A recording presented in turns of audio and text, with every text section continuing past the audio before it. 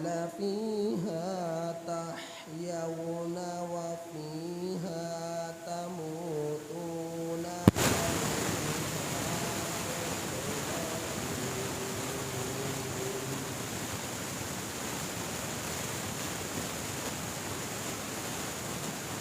سورة الأعراف آیت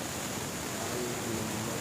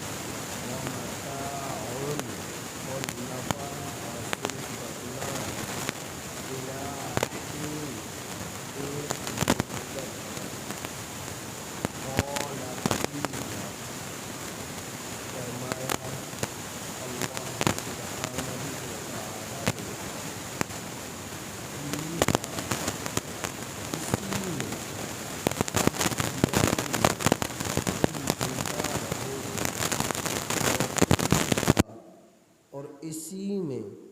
تموتون تم مرو گے، ومنہا اور اسی میں تخرجون اور اسی سے تخرجون تم سب نکلو گے، نکالے جاؤ گے۔ پچھلی آیات کریمہ میں آپ حضرات یہ بات سن چکے، تخلیق آدم کا ذکر تھا۔ تخلیق آدم علیہ السلام کا ذکر تھا۔ حضرت آدم علیہ السلام کی تخلیق کے بعد فرشتے کو سجدے کا حکم دیا گیا۔ ابلیس بھی فرشتوں میں کثرت عبادت کی بنا پر رہا کرتا تھا۔ ابلیس نے انکار کیا، اللہ نے اسے ذلیل کر کر پھٹکار کر اسے جنت سے نکال دیا، اور اس نے اللہ رب العزت سے کہا کہ قیامت تک میں تیری مخلوق کو، تیرے بندوں کو گمراہ کروں گا، بھٹکاؤں گا، صراط مستقیم سے دور کروں گا۔ اللہ رب العزت نے حضرت آدم علیہ السلام اور حضرت حوا، حضرت آدم علیہ السلام کی بائیں پسلی سے حضرت حوا علیہ السلام کی تخلیق فرما کر انہیں جنت میں رہنے کا حکم عطا فرمایا، اور وہ جنت میں مزے سے رہ رہے تھے۔ تو چونکہ انسانوں میں حضرت آدم علیہ السلام سب سے پہلے انسان ہیں، تو جنت میں رہتے ہوئے شیطان نے وسوسہ ڈالا، پھسلایا، تو غلطی سے حضرت آدم علیہ السلام نے اس درخت کے پھل کو کھا لیا جس سے اللہ جل شانہ نے منع فرمایا تھا۔ تو اللہ رب العزت نے کے حکم کی غلطی سے حکم عدولی ہو گئی، تو جنت کا لباس جسم سے اتر گیا، پتوں کو جسم پر چمٹانے لگے، سطر کو چھپانے لگے۔ انجیر درخت نے اپنے پتے، اپنی شاخیں آگے کر دی، پیش کر دی، تو انجیر کے درخت کے پتوں سے اپنے جسم کو چھپایا، باقی جنت کے جس درخت کے پاس بھی جاتے وہ اپنی شاخیں بلند کر لیتے اور پتے نہ لینے دیتے۔ انجیر واحد وہ درخت تھا کہ جس نے اپنی شاخیں قریب کی اور آپ نے اس کے پتوں سے اپنے جسم کو چھپایا، تو اللہ رب العزت نے دونوں کو جنت سے زمین پر بھیج دیا۔ اور جب زمین پر بھیجا، چونکہ اللہ کے حکم کی حکم عدولی ہوئی تھی، خلاف ورزی ہوئی تھی، تو انتہائی زیادہ شرمندہ ہوئے، پشیماں ہوئے، اللہ تعالیٰ سے معافی مانگنے لگے، رو رو کر، گڑ گڑا کر۔ وہ ایک الگ قصہ ہے، پھر کسی دوسرے موقع پر اس کی تفصیل بیان کروں گا۔ بہرحال اللہ نے کچھ کلمات حضرت آدم علیہ السلام کو سکھلا دیے۔ فَتَلَقَّىٰ آدَمُ مِن رَّبِّهِ كَلِمَاتٍ فَتَابَ عَلَيْهِ، کہ حضرت آدم علیہ السلام نے کچھ کلمات اپنے رب سے حاصل کر لیے اور اللہ تعالیٰ سے توبہ کی تو اللہ نے معاف کر دیا۔ تو یہ حضرت آدم علیہ السلام کی دعا تھی، ربنا ظلمنا انفسنا، اے ہمارے رب ہم نے اپنی جانوں پر ظلم کیا تیرے حکم کی خلاف ورزی کر کر۔ وَإِن لَّمْ تَغْفِرْ لَنَا، اگر تو نے ہماری مغفرت نہ کی، وَتَرْحَمْنَا، اور تو نے ہم پر رحم نہ کیا، لَنَكُونَنَّ مِنَ الْخَاسِرِينَ، تو ہم لوگ نقصان اٹھانے والوں میں سے ہو جائیں گے۔ یا اللہ تو ہمیں معاف کر دے، تو ہم پر رحم فرما دے۔ تو اللہ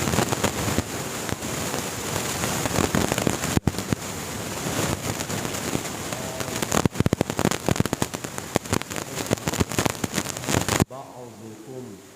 تم میں سے بعض، ببعض،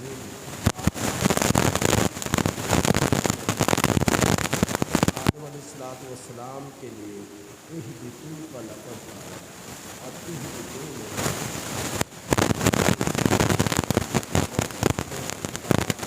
حضرت آدم علیہ السلام کو اور حضرت حوا علیہ السلام کو ہو رہا ہے۔ اب وہ دو تھے تو جمع کا لفظ کیسے آیا؟ تو اس میں مفسرین نے فرمایا کہ اللہ رب العزت نے حضرت آدم اور حوا علیہ السلام کے ساتھ ان کی اولاد کو بھی خطاب فرمایا، یعنی قیامت تک جتنے بھی آئیں گے وہ سب کے سب زمین ہی پر رہیں گے اور وہ ایک دوسرے کے دشمن بھی ہوں گے۔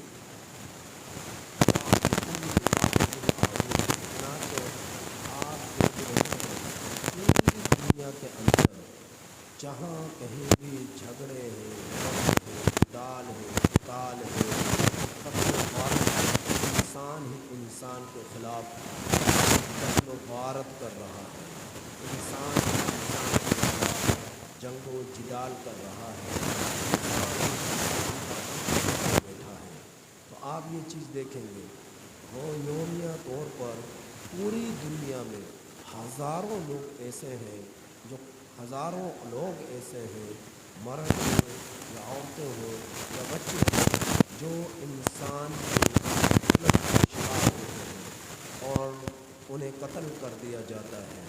اور انہیں جو ہے قتل کر کر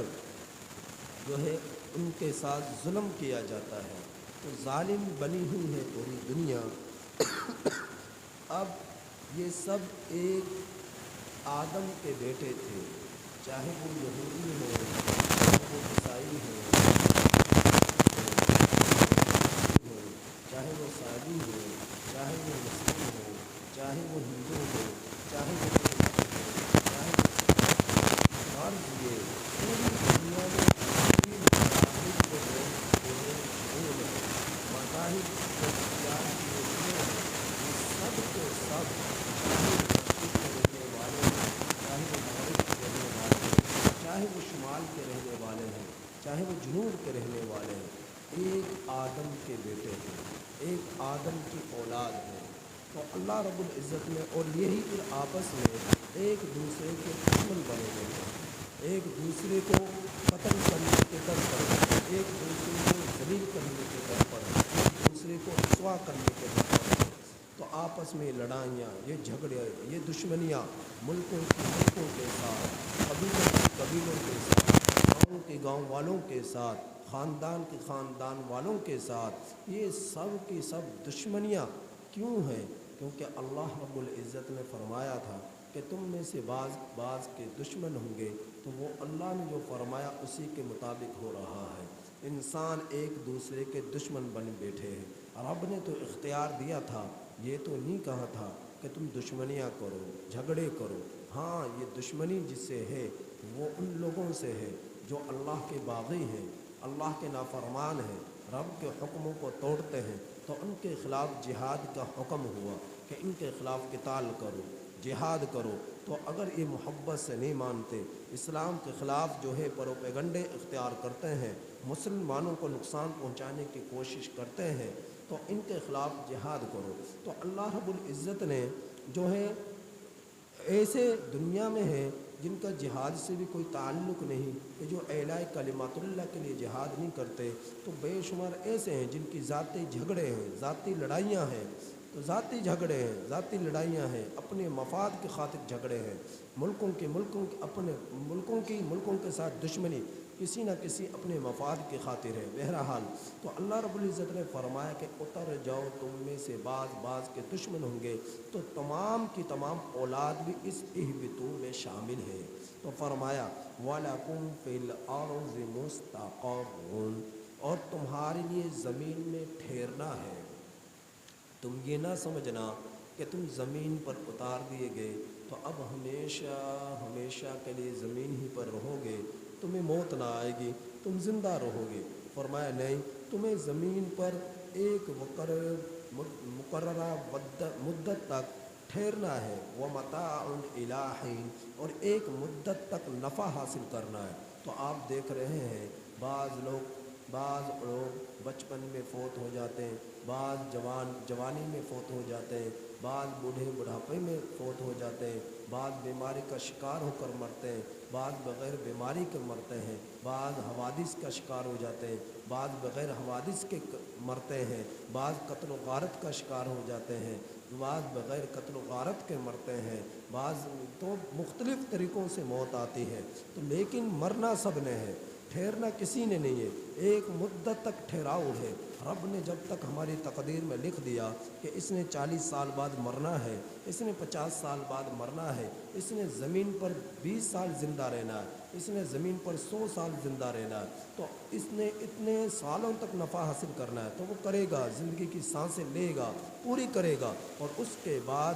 اس زمین والوں کو جو ہے ان سے رخ موڑ کر اللہ کی طرف یہ منتقل ہو جائے گا، اس کی روح اس کے جسم کو چھوڑ جائے گی اور اس سے بے وفائی کر لے گی۔ تو مرنا سب نے ہے، رہنا کسی نے نہیں ہے۔ اسی لیے میرے رب نے فرمایا فیہا، زمین ہی میں، تحیون، تم زندہ رہو گے، وفیہا تموتون، اور زمین ہی میں تم سب مرو گے، ومنہا، اور زمین ہی سے تخرجون، تم سب نکالے جاؤ گے۔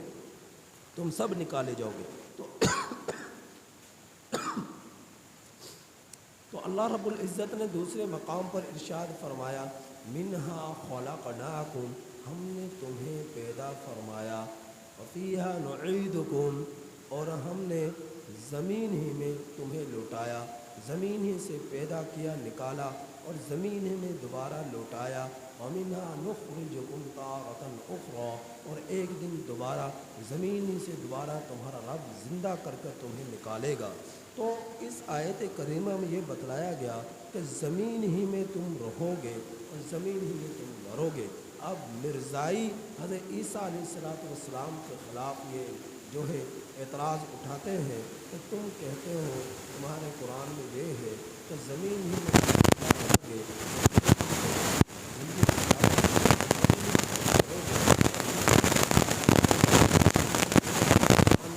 زمین سے زندہ اٹھائے جانے کے بعد تشریف فرما ہے اور وہ وہاں پر زندہ ہے اور زندگی گزار رہے ہیں۔ تو یہ تو اس آیت مفسرین نے یہ فرمایا کہ بعض جزئیات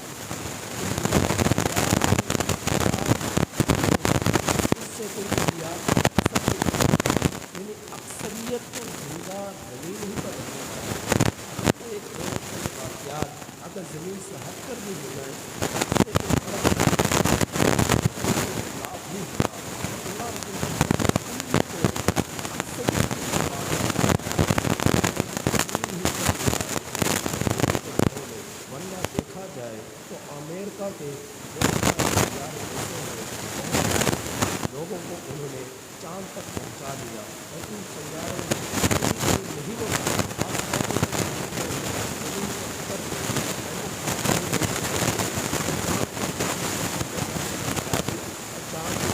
وہاں پر رات کو بھی حاصل کر رہے کھانے پینے نہیں ہوتا چاند ہی بعض لوگ سمندروں میں مر جاتے ہیں دوسرے سائڈ میں ہے کہ تم زمین ہی میں تم مرو گے سمندروں میں مر جاتے ہیں مچھلیاں کھا جاتی ہیں ڈوب کر مر جاتے ہیں سمندر میں دریاؤں میں تو یہ کچھ جزیات کلیات کے خلاف بھی ہو جاتے ہیں اس سے رقم پر کوئی فرق نہیں پڑا اللہ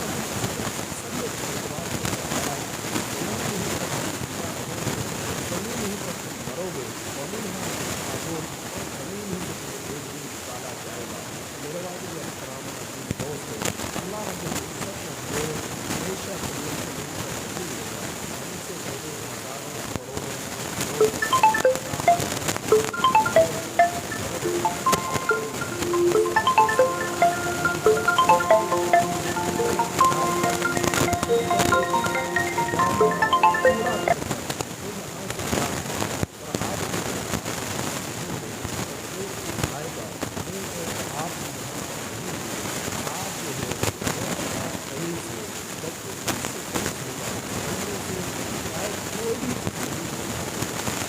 بہت زیادہ بدلاؤ آ چکا ہے تبدیلیاں آ چکی ہیں تو یہ اللہ رب العزت سال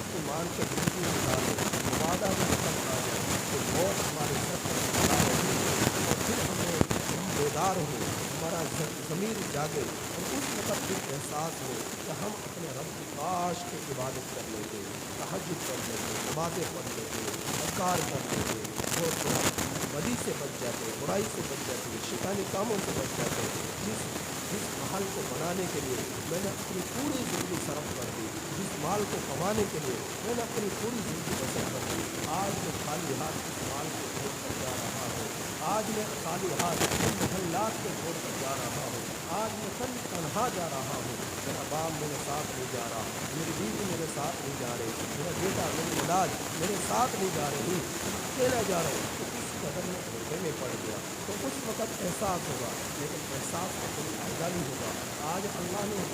جو ہے یہ موقع دیا ہے وقت دیا ہے کہ ہم لوگ اپنے رب کی مان کر زندگی گزار لیں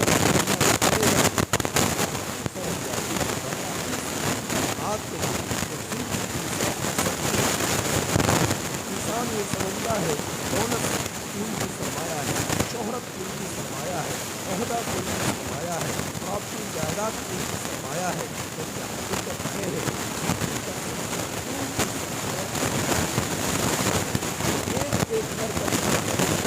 ایک کر کے کسی امت کو بتا رہے ہیں لہٰذا ان قیمتی سانسوں کا احساس ہے ان کو رب کی عبادت میں رب کی مان حال میں دل میں اسے جائیں کہ تمہارا رب تم سے راضی ہو چکا ہو تمہارا نبی تم سے راضی ہو چکا ہو گمراہی کا شکار ہو اور بدی کا شکار ہو قیامت کا شکار ہو شیطان کو تمہارا وہ جو اوپر سے رب نے بتلا دیا تھا کہ یہ تمہارا دشمن ہے اس کی باتوں میں نہ آنا اس کے وساط بتانے میں نہ آنا ان الشیطان لکم عدو مبین تمہارا واضح دشمن ہے تمہارا واضح دشمن ہے، لہٰذا اس کی باتوں میں نہ آنا۔ تو آج ہم اس دشمن کی باتوں میں آ چکے ہیں، آج ہم اس دشمن کے وساوس میں آ چکے ہیں، لہٰذا اپنے دشمن کو پہچانیں اور اس سے بچنے کی کوشش کریں اور رب کے مان کر زندگی گزاریں۔ اللہ سے دعا ہے کہ اللہ تعالی ہمیں ان آیات کریمہ کی کامل سمجھ نصیب